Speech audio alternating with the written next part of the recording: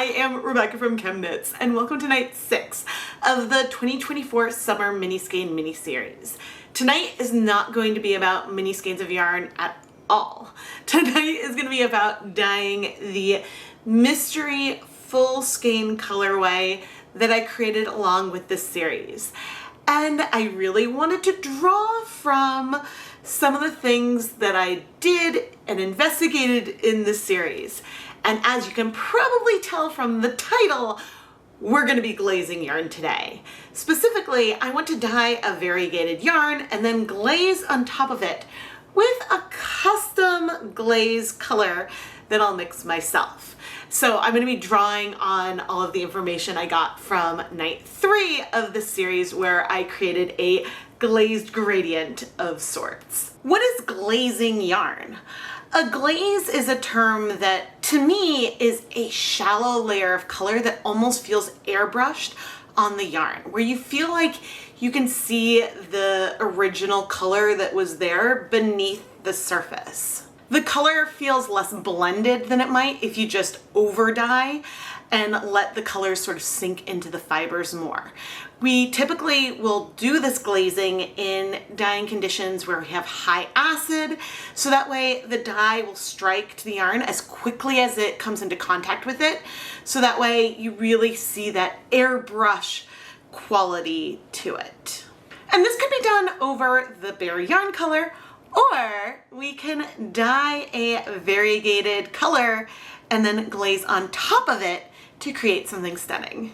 So before we go and talk about the yarn bases that I'm going to be dyeing up tonight, please subscribe and turn on notifications so you never miss a new video. Since our goal today is a glazed colorway, I wanted to pick 3 yarn bases. We've got fingering, DK, and worsted weight that have a high twist to them.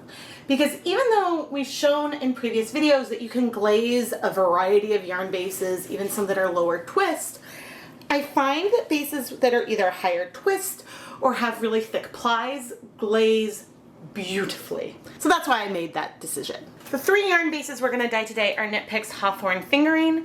This yarn is 80% superwash fine Highland wool, 20% polyamide, and it's a 2-ply yarn. We then have Wool to Dye For's Crazy 8, which is an 8-ply yarn, but it's 4-ply of 2 plies. It's super bouncy, glazes like a dream. And then finally we have the high twist with slightly thicker plies. I think it's 3-ply. Yeah, it's 3-ply. This is Twill from Knit Picks, and I adore it. And both Twill and Crazy 8 are 100% merino wool. If you want to learn more about any of these yarn bases, I do have links and affiliate links down in the video description. I added on removable nylon zip ties, and I pre-soaked a batch of our yarn overnight, but I feel like more yarn will pre-soak for shorter periods of time. And I think I updated my plan. Originally I was going to dye 4 skeins for the first batch. I think I might add 1 more into here, so that way I can do 6 skeins with like a lasagna technique for our first batch. I think in here now, goodness, I think I probably have 3 skeins of the Crazy 8 DK, 1 Twill, and 2 Hawthorne now, I think is what's in here. And you can see the nice thing is that this Crazy 8 yarn base soaks up water so fast that I can get away with a shorter pre-soak. Some yarn really needs more time to get saturated, others don't need as much time. I will, however, give this at least 20 minutes before I get started with dyeing our batch. Off camera, I will quickly wet, still with no acid, there's no acid in anything, wet and set aside a skein of Knit Pick Stroll and Swish DK. These will be the yarn mops that I'm going to use through at least the first couple of rounds of dyeing. I had to double check that I'd reordered colors, but I think that this is going to be our palette. On the first layer, I want to play with Brilliant Yellow, maybe a little bit lightly, we'll see, Bright Aqua, and Ballerina Pink. And then on our glazing layer, I want to do a combination of dark navy and royal purple. Probably at that 1-to-1 ratio that I used in the last video, which gives us, it's a blue, but maybe a little bit more warm toned with that purple in there. There's a chance I'm gonna wanna swap out the Ballerina Pink for another color. This does give us a very bright pink, but it's not extremely pigmented, which is why I picked it. Bright aqua and brilliant yellow can have a fair amount of pigment in there, but I wanted to pick a pink that would be bright, so therefore it would have some contrast with the darkness we're gonna light over it, but I didn't want it to be incredibly pigmented and to have it be too dark. So hopefully this will allow me to spread things out, I hope. But anyway, we'll see where we end up. And I think this is the way I want to order the colors, with the bright aqua in the middle, but we'll at least try it out that way and see what we think. I put on my deluxe rubber respirator mask, safety glasses, and gloves to start working on our lasagna layer. I considered doing something way more random, but in the end, I really wanted to do something that was a little bit more repeating, variegated-esque before doing the glaze, just because this is really different from any other bonus colorway I've ever done before. I started off with my catering steam pan and 200 grams of yarn. I spread the yarn out in the pan and did not add any more liquid yet. I came in with my gloved fingertips using our dye colors, spreading them onto the yarn, and then working those colors through shortly after adding the powder. I did flip this first layer to add more color onto the other side, just because I could.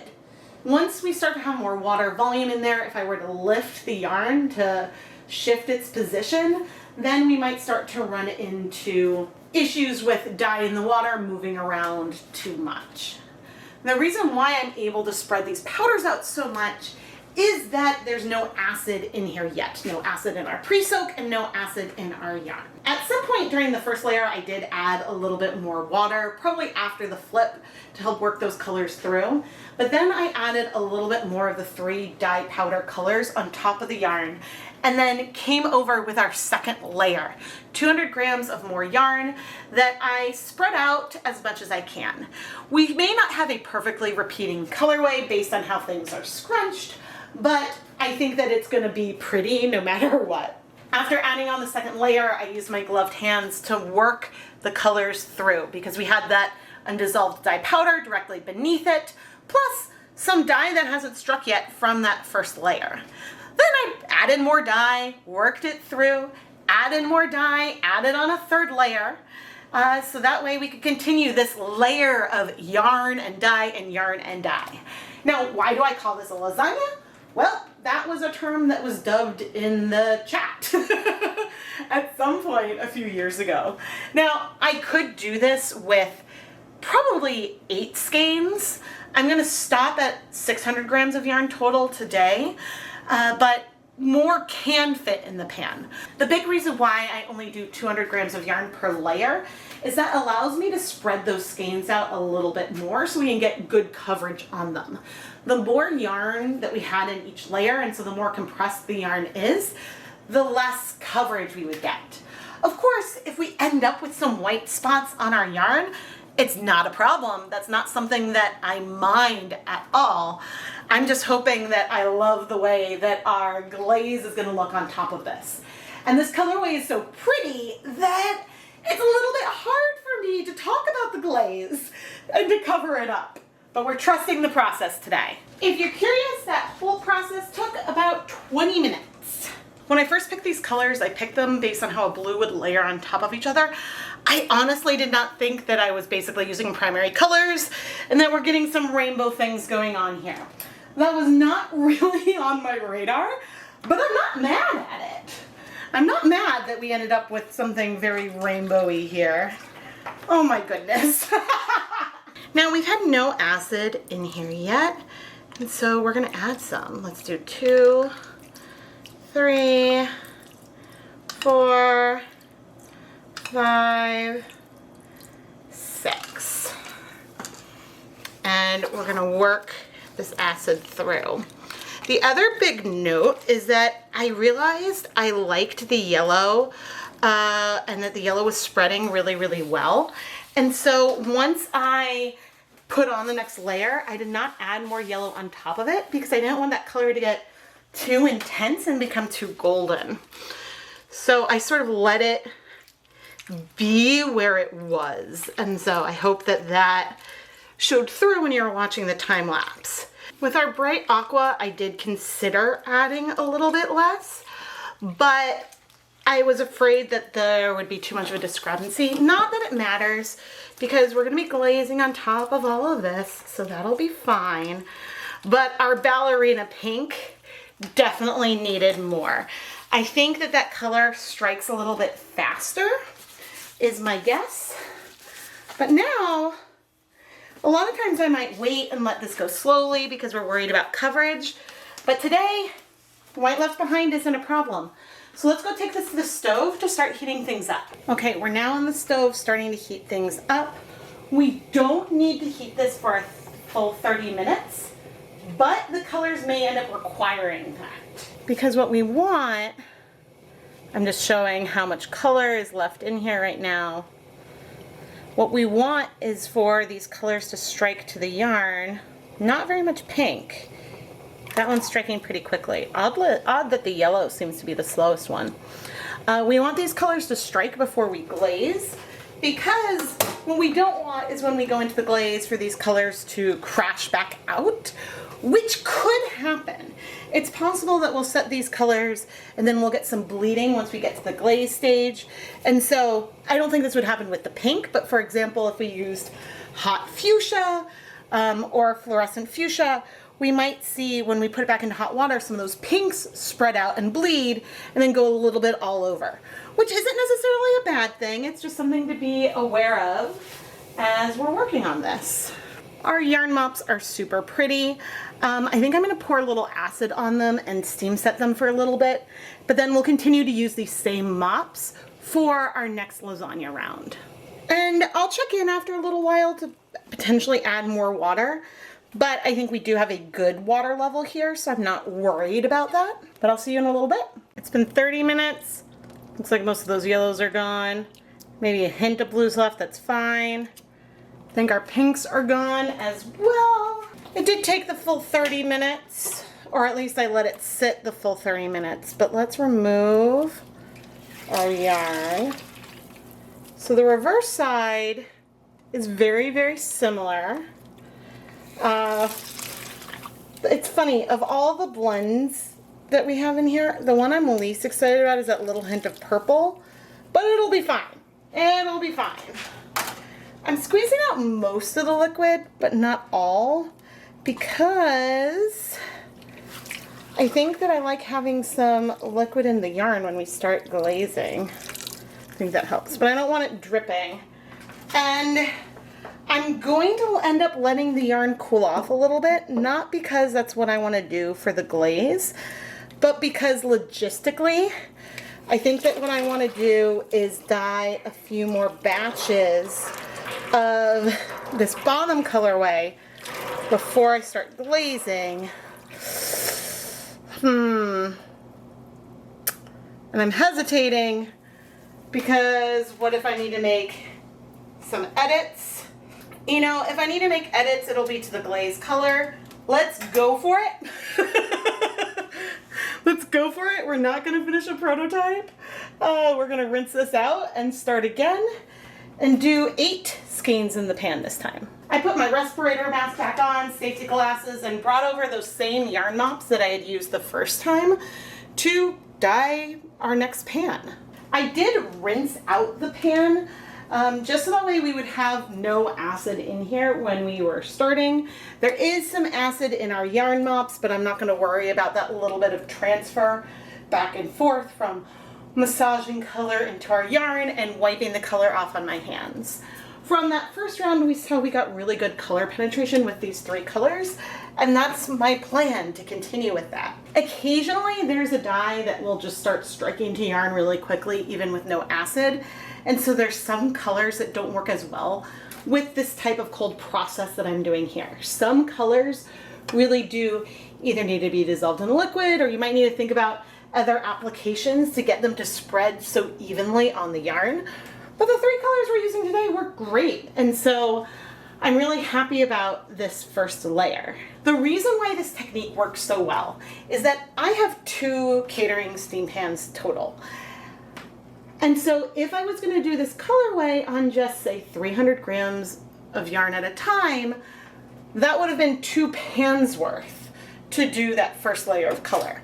But if I can fit more yarn in one pan, then in those 30 minutes, I finished it faster. And so this is allowing me to quickly churn out 20 skeins of color in one day, so I have this base layer done for this first huge batch. And so then I can transition into glazing and have 2 pots going at a time with 4 skeins each, and just glaze and go back and glaze again and glaze again. And so this is giving me the ability to process more of the yarn, whereas if I was doing something else, it would take me maybe a couple of days worth of time to finish this first layer. And so it just allows me to process it faster. If you have a lot of catering steam pans and you have a proofing cabinet, you don't need to do lasagna it. If you have the ability to heat set dozens of skeins at a time, this isn't as useful for you. But for a small batch person like me, this really, really works great.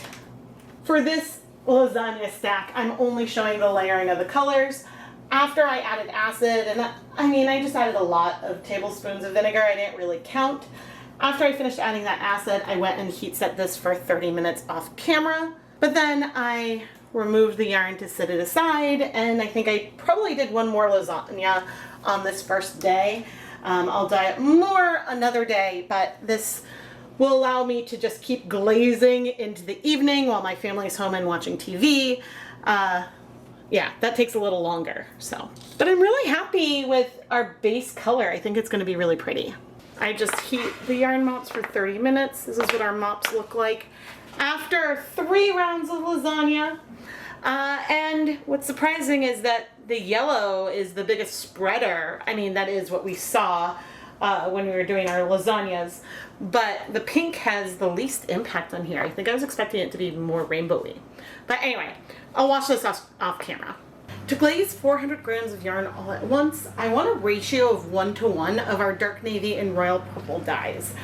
And I'm gonna want to dye our yarn at a 0.25% depth of shade. At least this is what I did previously, and I think that that worked well. So I measured out 1/2 gram of royal purple, 1/2 gram of dark navy, and then dissolved the dye in hot tap water, eventually combining them, not worrying about the total volume. I'm choosing to do this instead of mixing dye stocks, just because that's what I feel like doing today.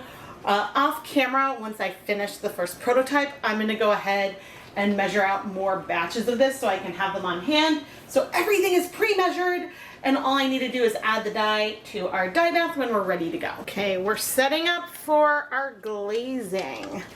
We have our 1 gram of dye, and I'm adding it to a dye bath that has 32 cups of water. There's no acid in here yet, but we're gonna remedy that. There's a little bit of extra on the cup, but we're not worrying about that. For acid, following what I did, even though this was way more acid than I probably need to use, we're going with it. We probably could use a lot less, but sometimes when something works, just go for it. All right, we've got about 500 milliliters of white vinegar, and that's 5% acetic acid.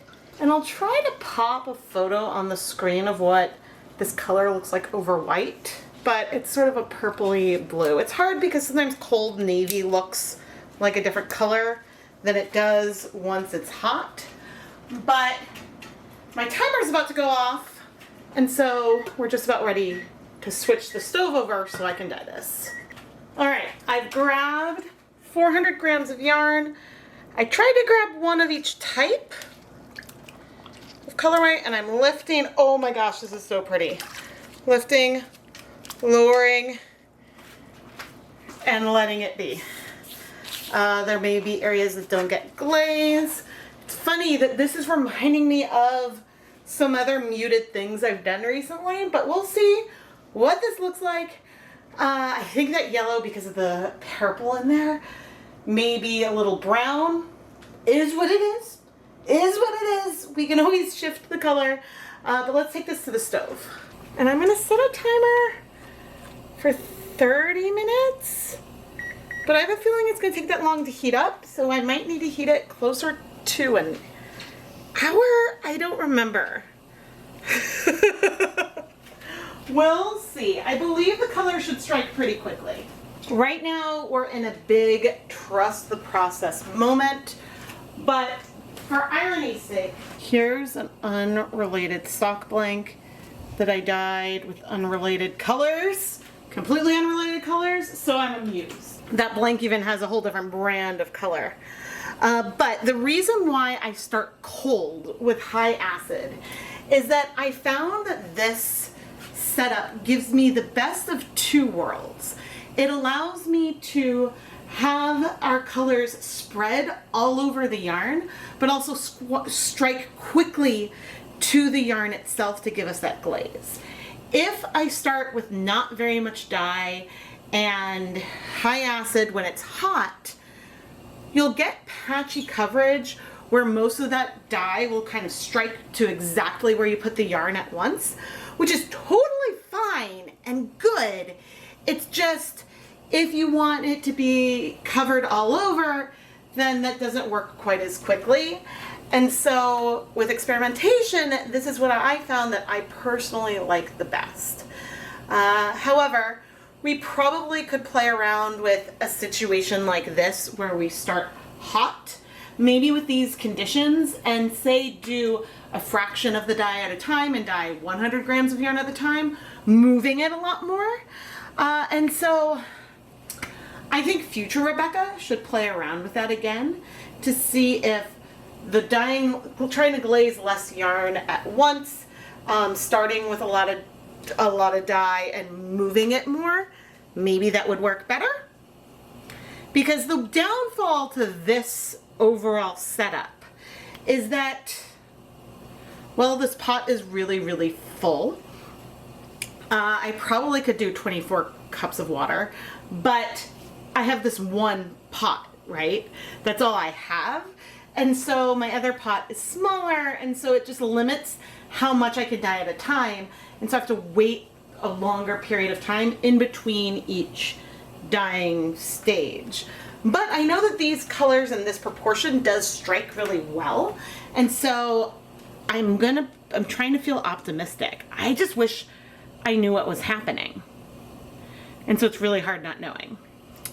I really am resisting. I'm resisting picking this up because I desperately want to see, and this version is hot, so I'm going to grab my tongs. I desperately want to see what's happening with the yellow beneath the surface, because we can see a little bit what's happening with the pink. I really hope I'm going to like this.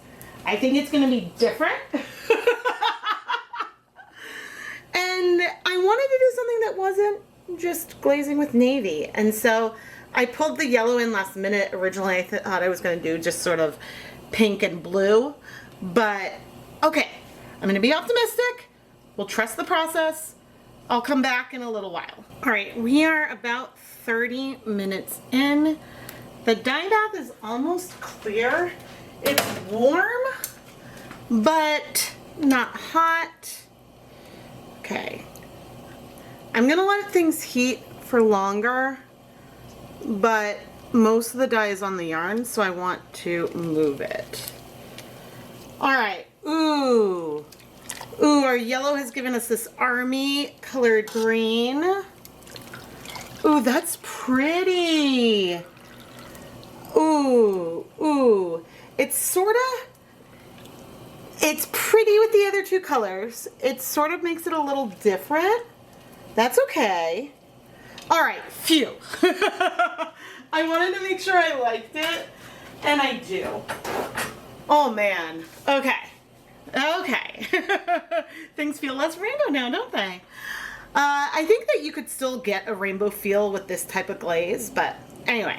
I'm gonna heat this for 30 more minutes, just so that way we've been able to heat set things. You can see that even with the heat on high, we haven't hit a boil, which is fine. We don't need to be quite as high as a boil, but 30 more minutes should be enough time to properly heat set this but I definitely see a glaze. Oh man, I am so happy. But I guess I need to go and measure up a lot more dye, and I guess I'll show you how I'm gonna do that. Please excuse the extra background noise. They are working on pouring a foundation across the street, which is very exciting to watch, but I digress. I put on my deluxe rubber respirator mask, safety glasses, and gloves, and started to prep dye for 4 different batches of glazing. I started with the navy dye, and I measured out 1/2 gram into a cup, transferred that dye into a new cup, measured out 1/2 gram, transferred that dye, and repeat. When I got to the end, I had 4 cups, each with 1/2 gram of navy blue dye in. I got a 5th fresh dry cup, a new spoon, and I measured out 1/2 gram of royal purple. Transferred it to one of the cups that already had the navy blue dye, and then did this a few more times. Now in each of the 4 cups, I have 1 gram of dye total, and I can dissolve them in some hot tap water, so that way, and I'll set this aside in a secondary container, but we're now ready to go to do more glazing. Again, I could have made some dye stocks, but I didn't feel like measuring precise volumes and dealing with that, and then having extra. This is giving me just the amount of dye that I need, and it works for me. But there are definitely times where I decide to make a dye stock instead of setting things like I am today. So far, I have dyed 20 of this colorway, this pretty pink, aqua, and yellow colorway that I'm going to glaze. I considered keeping a skein or 2 of this to show the unglazed next to the glazed, but for this particular batch of yarn, I dyed 20 skeins, which is 5 glazing batches, and I didn't want to have to edit things to do one with 2 or 3 skeins. And when I dye the next batch, maybe I'll remember to do like 1 extra random skein, 1 or 2, that I can leave unglazed. So that may not happen, but that's okay, because our finished glazed colorway is beautiful. And I'm really glad that I trusted the process here. The 30 minutes are up. Where are my zip ties? Oh dear. Here's one.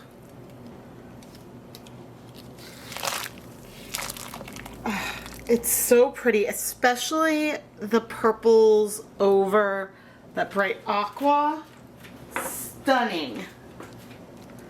Stunning. And it's amazing how much less rainbow things feel now.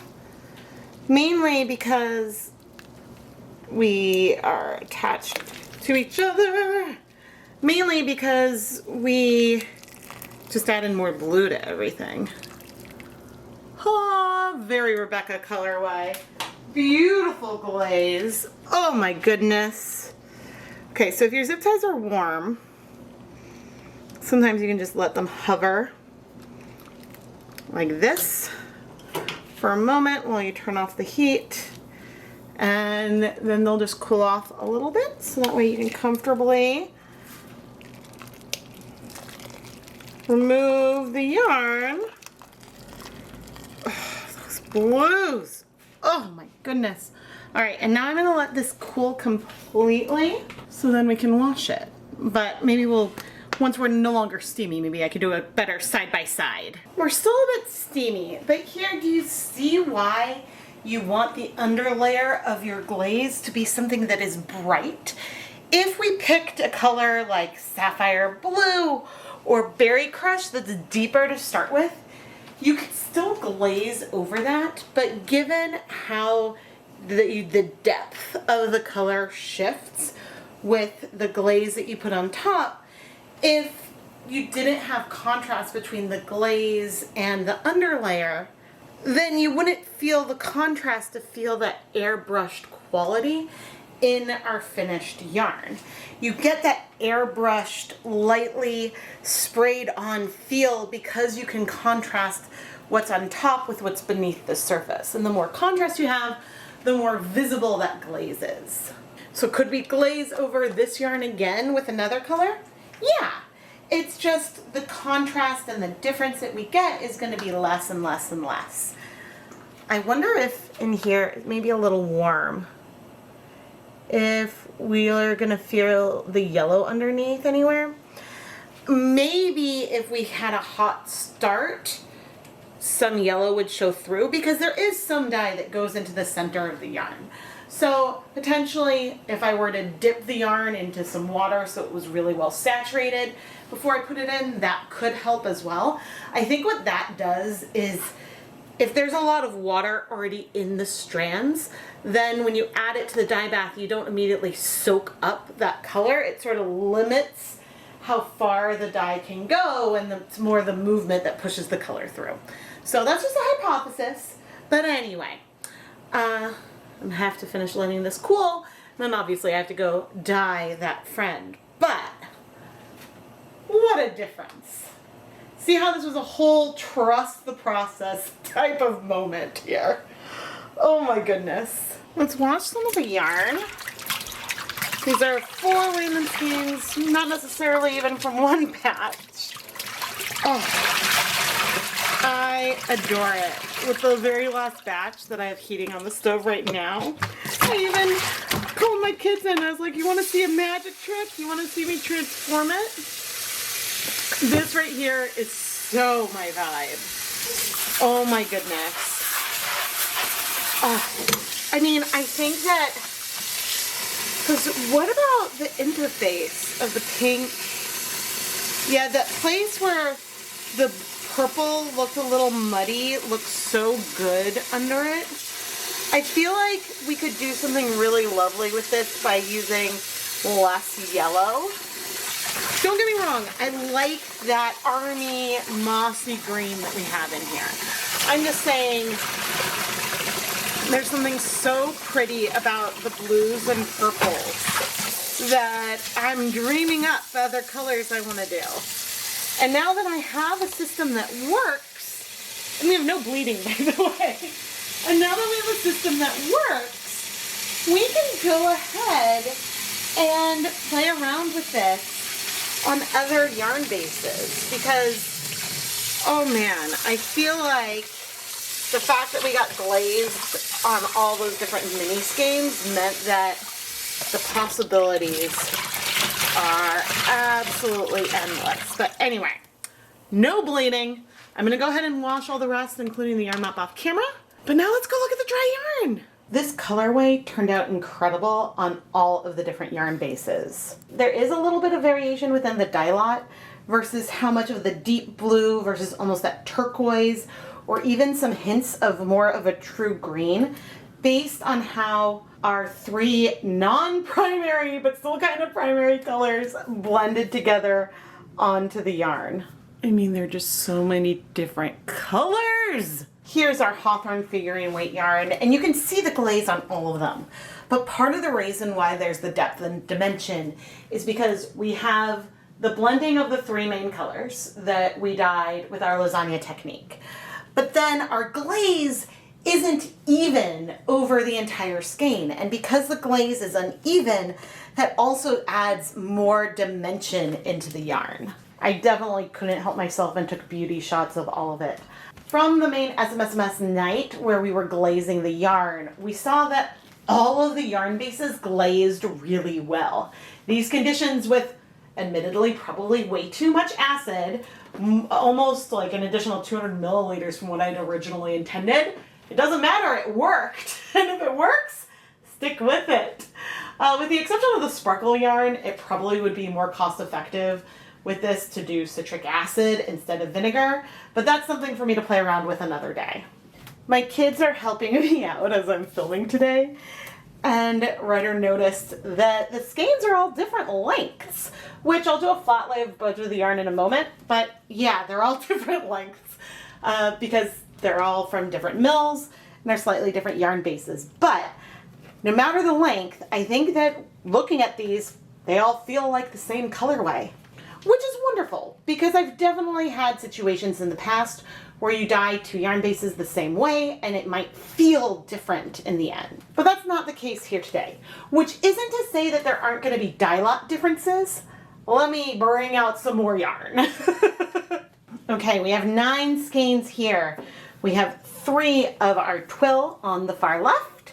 In the middle, we have 3 Crazy 8 DK.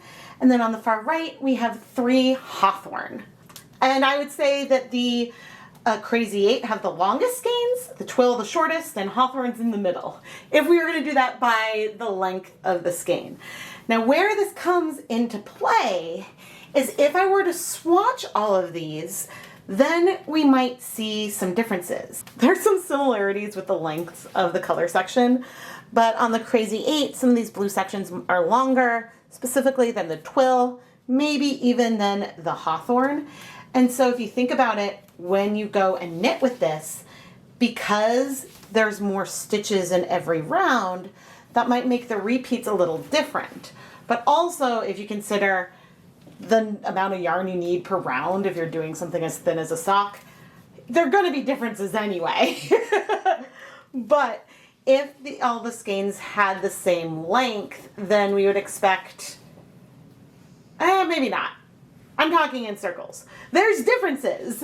There's differences between the 3 yarn bases in the lengths of each color section, and then there's differences within each base of the length of the section. Not that I kept track of the dye lots, but if you're going to use multiple in one project, what do I like to say?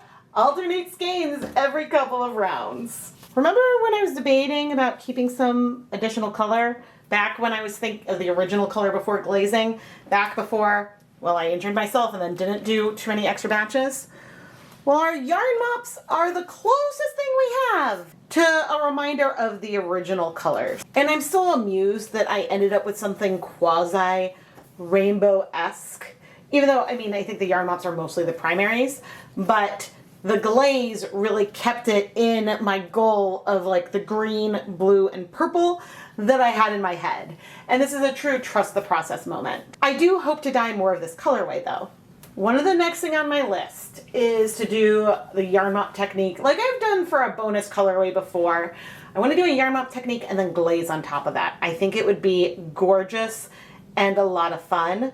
Some nuance might get lost because sometimes there's white left behind in there, but oh, I want to do that so bad. But now on to twisting. And here we have the whole batch. The whole batch of yarn. Oh, I'm so proud of this colorway. And I'm proud of the techniques that I continue to learn and grow with. And it's funny because one of the last glazing projects that I never really finished when I wanted to glaze enough yarn for a sweater, because I was using a fluorescent color in the mix, it meant that I had to leave things in the pot for it to cool completely, which made everything take a really long time. But these batches of glazing, sure, it took maybe an hour a batch between heating up after the lasagna step. The glazing step took about an hour a batch because we had to add the yarn, let the pot heat up to like just below a boil, and then heat there for 30 minutes. And so it worked great. It worked really, really great. But oh man, I really want to dye more of this. What do you think? I want to dye more of this colorway. And if you missed out on the pre-orders, please don't worry because there is a listing as of right now. There's a listing in the ChemKnits Creations Etsy shop where you can pre-order one of the 3 glazed yarn bases, and I'll dye up another batch of this colorway near the end of July. So please allow a few weeks for processing. This dyed to order listing will only be available for a limited time. But if I dye extra, then there may still be some listed in the shop at a later date. Now, as this is no longer a mystery colorway, it won't come wrapped, but I will probably throw in a progress keeper in there. One of the ones that I used for either the bonus skeins from the SMSMS or from the main skeins. You can find links to the dyed to order listing in the comments or down in the video description, or you can even go straight to the ChemKnits Creations Etsy shop and go to the 2024 SMSMS section to find the listing there. Now, speaking of mini skein sets, there are still some available from this year, and I should have the listing such that you can sort things by night, so that way you know a little bit more about the colorway you're gonna get. But for now, if you order one of the mini skein sets, it's still gonna come wrapped with all the extras, and so you get to unbox it, and it's gonna be so much fun. Tonight is the last yarn dyeing video of the 2024 SMSMS, but we still have one more video, a behind the scenes vlog. And so if you want to see all of the extras and some of my thought process along the way, well, stay tuned for tomorrow night at 8:30 p.m. I am so inspired by this colorway, and I was just taking notes during the editing of the video that I've done up to this point right here. And I'm really excited to play around with more glazing. I want to try glazing non-superwash yarn. It's not going to be easy necessarily, but it's possible, right? It's technically possible, and so you got to give that a try. I am Rebecca from ChemKnits. Please subscribe and turn on notifications so you never miss a new video. I know I talked a lot about my shop, but subscribing is the biggest thing you can do to help support all things ChemKnits. Thank you so much for watching.